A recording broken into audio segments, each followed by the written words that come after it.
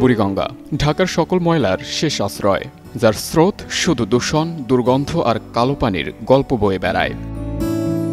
গত কয়েকদিন আগেও যার বুক ভরা ছিল কালো পানি, বাতাসে ভেসে বেড়াতো দুর্গন্ধ, আজ সেই নদীর পানি যেন সোনালি আয়নার মতো ঝকঝক করছে।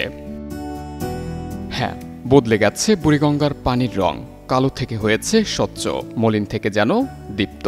সূর্যের আলোতে তার জল যেন রূপালী ধাতুর মতো ঝলমল করছে।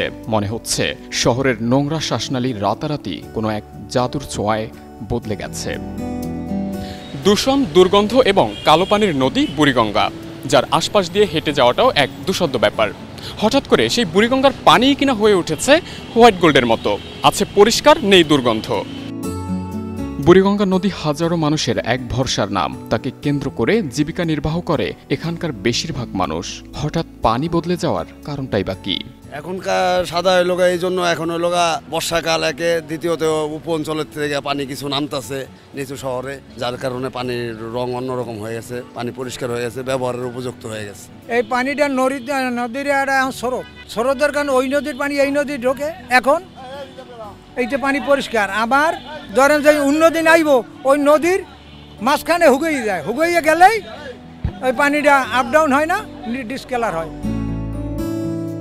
মূলত টানা বর্ষার নিরন্তর বৃষ্টি ভাসিয়ে নিয়ে গেছে বছরের পর বছর জমে থাকা বর্জ্য।